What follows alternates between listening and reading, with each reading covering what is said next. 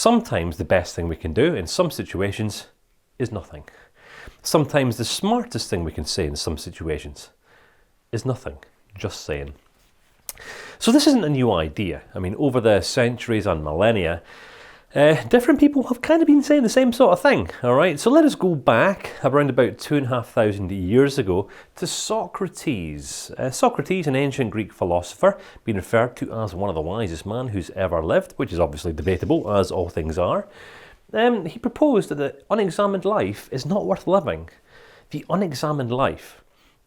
So I've offered you this basis for self-reflecting, and it's this very basis that allows you to examine yourself. All right? Not kind of like how doctors would examine you. It's not about diagnosing yourself. It's not about judging yourself. It's about evaluating yourself. What is my attitude costing me? The way in which I communicate with people. Am I the kind of person who doesn't listen? Am I the kind of person who just talks over people? Am I authoritative? Am I demanding? Am I manipulative? Am I scared? Am I kind of the kind of person who just wouldn't say boo to a goose? Well, it doesn't really matter, right? What's it costing you?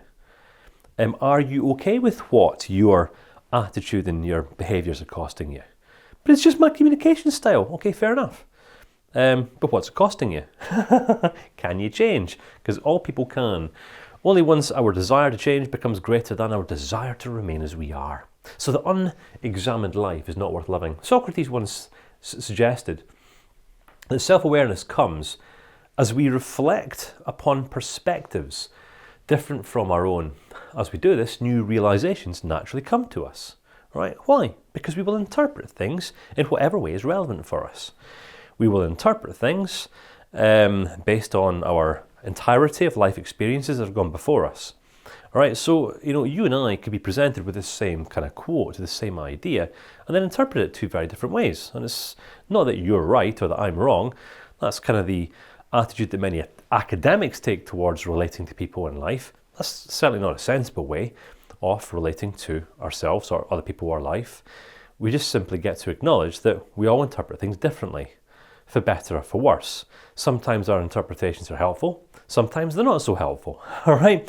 So we can become really wise in life when we start making judgments of ourselves in terms of our attitudes, our actions and behaviours. Rather than what is right, what is wrong, how about what is helpful, what is beneficial, what is unhelpful, and what is unbeneficial? Because when we start thinking in those terms, our attitude towards ourselves, other people and life can change dramatically, which is really what we want, isn't it? So I want to offer you a couple of proposals that have been made over the years by a couple of people that you've possibly heard of and a few people that you maybe haven't. Soren Kierkegaard, he back in I think it was the 1600s, the 1600s, he was a theologian, a poet, dabbled in a little bit of philosophy as well. Existentialism, he was more of an existential thinker. He said, of all the deceivers, fear most the deceiver of your soul. What was he saying by this? Well, you've got to understand and bring a little bit of context into the word soul. Now, you're going to interpret the word soul in a certain way. Some people might be saying, I'm a soul man, or something like that. Soul, how I understand it, all right, having studied existentialism and theology and philosophy, is referred to as the mind. Right? Our soul is the mind. Within the mind encompasses our free will. It encompasses conscious thought, unconscious thought, and our emotions, right? So our emotions, thought, and our free will all exist within the mind, which some people would refer to as the soul. Now, listen, there's probably different ways you can interpret this, but listen, all you need to figure out is what's beneficial, what's helpful, what's useful. Remember, that's all we need to do now. It's not about being right or wrong. Of all the deceivers, fear most the deceiver of your soul. Think about the conversations that you sometimes have with yourself in private. Have you ever undermined yourself? Have you ever told yourself that you can't do something, or that you're no good at something, or that you really shouldn't do something that you really want to do? Come on. This will either serve us in life, or it will detract from our lives. And the quality of what goes in here will ultimately determine how much value other people find in us. All right? Because whatever comes out of our mouth, our actions, our behaviors, will always be a reflection of what we are thinking. All right? The problem is our minds can deceive us. Sometimes we think that we're absolutely terrible at some things until we give these things a shot and we figure out, oh, I got this, I can do this. A great example was business. I was always intimidated at the thought of doing big business, right? Now, I knew I was a good soldier, I'm great as part of a team, I kind of understand this whole human behaviour thing, got a really solid understanding of this. But a few years ago, I would have avoided going to business or entrepreneurship conferences or things like that. I would never have seen myself as a business person, right? I thought, I'm not a good business person, not me, absolutely not. Until over the last few years, I've had a few experiences and I've come to see myself differently. I've just come to see myself differently.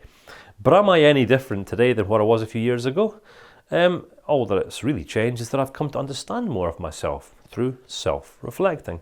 So we've got to understand that the mind is an interesting part of us, right? It's got to be different from the brain, right? The mind has to be something apart. We can look at the brain as an organ, it's a mass, neurological pathways, all that kind of stuff. There's scientific evidence that looks at how the brain functions, and that's great. But all the scientific evidence in the world doesn't give us any real insight that allows us to better understand ourselves. And there's a little fact for you right there.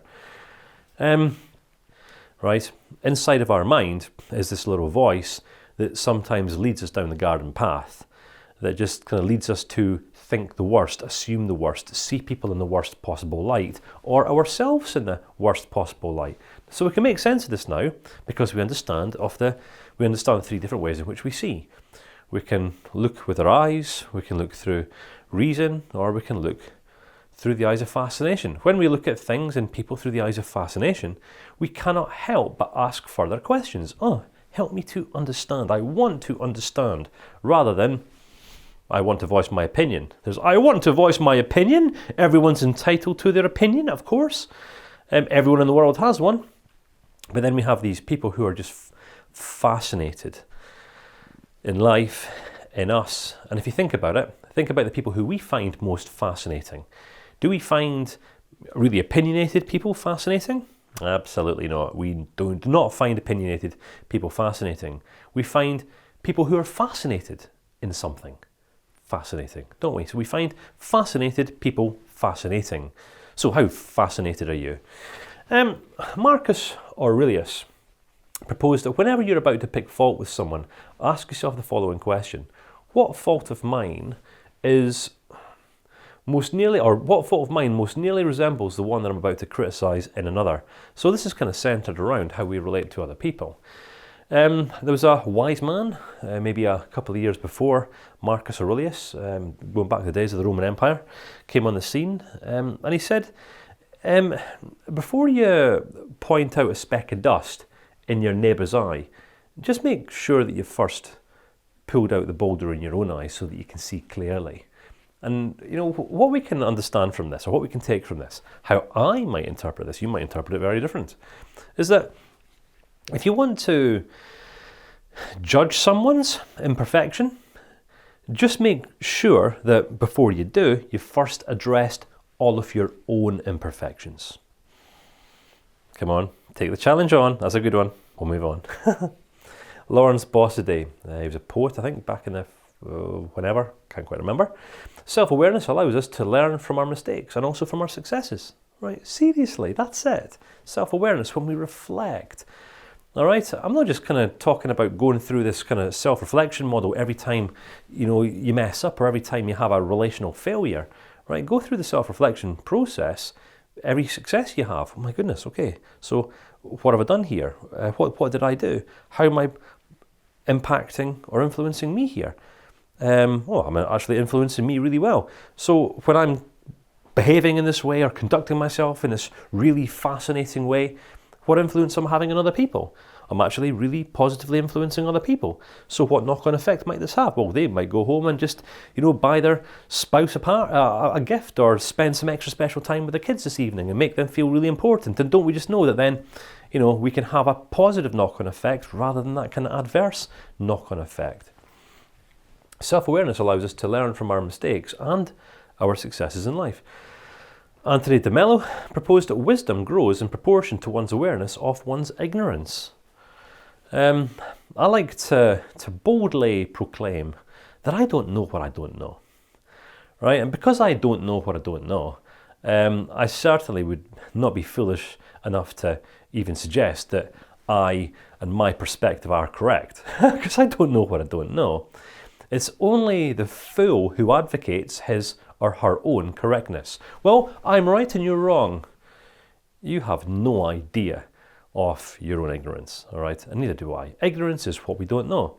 Therefore, when we kind of just accept that we don't know what we don't know, it can then, if we choose, lead us into a place of fascination. Well, if I don't know what I don't know, then what is it that I could be potentially fascinated about if I was to come to get to know these things? Allows us to open our eyes of fascination, all right, rather than being opinionated and of this right, wrong, good, bad, kind of fixed, closed mindset that many people operate out of in life, which is boring to be around. Self-awareness is about honestly evaluating your life without any attachment to it being right, wrong, good, or bad. Debbie Ford once proposed this, right? Could you imagine how interesting your vocabulary could become? Imagine, when people are interacting with you, how fascinating you could be found if you were to lose the good, bad, right, wrong. This is right, that's wrong, I'm right, you're wrong, or I'm bad, you're good, or I'm good, you're bad. It's very childlike, isn't it? It's a very childlike vocabulary. All right? Self-awareness is about honestly evaluating our life without any attachment to it being right, wrong, good, or bad. What happens when we categorize ourselves or put ourselves into the good, bad, right, or wrong baskets? Well, if we're defining ourselves as being good and right, then we might end up unknowingly stepping into this kind of place of arrogance and big-headedness driven by ego, and there's nothing attractive about that. In fact, that's kind of relationally repulsive, isn't it? Arrogance and ego. But it's not like people are being intentionally arrogant. It's just people don't know what they don't know and don't even give any consideration to what they don't know. Therefore, just assume that what they do think and what they do know is everything that there is to know, which is where kind of arrogance comes out of. I know it all.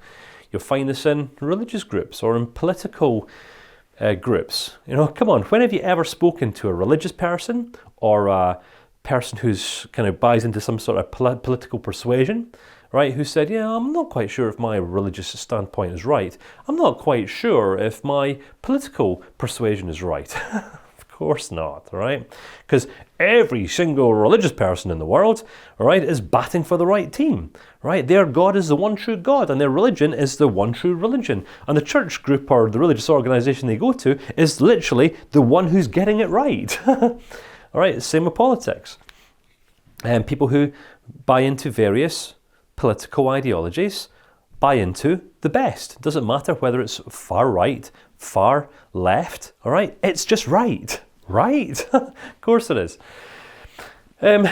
So when we can kind of step out of the naivety of good, bad, right, wrong, which is how children characterize and define things, all right? We can begin to start expanding our vocabulary and actually start becoming more fundamentally interesting to other people in the process. Daniel Goleman, author, once said, if you don't have self-awareness, you cannot regulate, you cannot emphasize or build mature relationships, you're not going far in life. If you don't have self-awareness, you cannot regulate, you cannot emphasize or build mature relationships, you're not going far in life. All right, look at the natural order of things here. So Daniel Goleman, significantly older than I, all right, he was saying this before I even started studying psychology or human behavior in general. If you don't have self-awareness, i.e. self-awareness comes first, you cannot self-regulate. So self-awareness first, self-regulation second, which is self-control or self-discipline. Self-regulate, self-awareness, self-regulate, self-control. You cannot empathize. Well, what does it mean to empathize? The ability to empathise is literally our ability to recognise and see where people are at. So looking through the eyes of fascination, okay, we are looking to understand people rather than categorise them as good, bad, right or wrong. Right? We cannot empathise with where people are at in life. It's about social awareness. Right? Are we aware of where other people are at, or have we just already decided? Because if you've already decided a person's good, bad, right, wrong, on where they're at and what their intentions are, you're showing no fascination and no interest in another person, and guess what you're going to get in return? Zip. Right? This person might appease you to your face, but behind your back, they're going to see you as an absolute clown. All right? An irrelevant clown. All right? Now, I'm talking straight. This is like, take this as your wet kipper, time to wake up kind of thing. All right? Seriously. All right? If people are not lining up to hang out with you, there's a reason for it. Just saying. Come on, someone's got to tell you, don't they? All right? If you don't know how to build mature relationships, you're not going far. The quality of our life is determined by the quality of the relationships that we build. But we ain't going to build strong, healthy relationships with people unless we're contributing and adding value to people's lives. We're not going to be contributing and adding value to people's lives if we're categorising them as good, bad, right or wrong, because we're disinterested in them. There ain't no getting away from this, folks. There ain't no getting away from this, honestly. You cannot get away from yourself. You can't. You cannot get away from yourself by moving from one geographical place to another. Ernest Hemingway, another great author and poet, proposed that, when was it, 100 or so years ago. You can't get away from yourself. Listen, I will personally vouch for that one. I think back in, was it 2006, I'd reached the stage of my life where I didn't have a particularly great relationship with myself. Went on to say that the level of connection that I went on to build with others was also kind of not quite meeting the mark. So I decided, right, I'm going to go get me a fresh start. I was living in the north of England and decided to sell my home, sell up all my belongings, and move across to Australia, where I stayed for a few years. Thinking, I'm going to go for a fresh start, all right? I just need to connect with a new type of people. The problem was, the second I got off the plane in Australia, I was the first person that I encountered, and I hadn't changed, right? So I'd taken my relational ineffectiveness and my lack of self-awareness from one geographical location over to another. So guess what happened to the relationships that I went on to build? Well, they were shallow, they were false, superficial. I was no better off by moving geographical locations. If we can't make our lives work where we're at, then we can't make our lives work. Right? That's it. If you can't build strong relationships in your workplace, in your learning environment, as part of the team that you're at, well, you can't build relationships. All right? If you find some of the people that you're interacting with socially, professionally, oh, this is really hard, it's really hard. It's not the environment that's difficult. It's not the people who are difficult. Remember, self-reflecting. Okay, so my actions, my attitude, my behaviours, and how is this negatively or positively impacting me? How's my attitude or behaviours impacting or influencing others? We make our own beds. This is it. We make our own beds. Right? People will either be finding value in us or they won't be. And people who don't find any value in us will disregard us, they will mock us, and that's it, because it's life, right? It's life. Carl Jung, psychologist, he was a student of the late Sigmund Freud. He said, everything that irritates us in others can point us to an understanding of ourselves. Right? Think about it. How many times have you been quick to point out your frustration or dislike in something of another person or a part of another person? I don't like your attitude. I don't like how you look at me. I don't like what you say. There's just this thing about you that I don't like, right? Kind of as if other people should just kind of change and revolve their lives around us, right? Of course, come on, common sense that one, right? Isn't it? That's what most of us believe. Everything that irritates us and others can point us to a better understanding of ourselves. Next time you feel like taking offense at someone or, being unauthentic or false or superficial or whatever. I'm not saying that you do these things, just saying there's a pretty good chance that you might sometimes. Rather than looking out with, look within and ask the question, why? Right? I don't like what this person said. Why? I don't like how that person looked at me. Why? But this person's attitude and general demeanour just intimidates me. Why? Why? Right? Rather than being the cry guy, become the why guy or the why girl. All right? Rather than being the cry girl, become the why girl. Ask why. Why? Why do I feel as I feel? Why am I having this reaction or this response? Because between stimulus and response, there's a gap. And in this gap, we get to ask the question, why am I responding or reacting the way that I am? Capiche, capuche, makes sense? Explore the self. Explore thyself. Seriously. Herein are demanded the eye and the nerve synchronize. Henry David Thoreau. Not quite sure what that means. It just kind of seemed quite impressive, so I put it on the board. No, seriously. Explore thyself. Herein are demanded the eye and the nerve synchronize. We're talking about kind of our interpretation, how we perceive things. All right. What comes in here? This is stimulus. All right. We have this mind thing. In this mind, there is a gap. In this mind, there is a gap. All right. So we have stuff out there. Stuff comes in. We then get to interpret, and then we have a feeling. All right. Or we'll have a response or a reaction. Right. So the eye and the nerve being your emotional system, if you like, they're synchronized. They are. So if your interpretive system is negative, then how do you think your emotions are going to be? More often than not, negative. That's right. Okay. It's kind of like looking at the world through a pair of dirty, tinted sunglasses. All right. Are you going to be able to see clear? Or is everything just going to seem to appear dirty and tinted? Everything's going to appear to be dirty and tinted. But is everything dirty and tinted? No, just the glasses that you're looking through, all right? So, if you want to see clearer, if you want to see things in a more positive light, then make sure, right, that you're examine the health of your outlook, right? Examine the health of your attitude, right? Are you looking for the best in people, or are you just looking for the worst?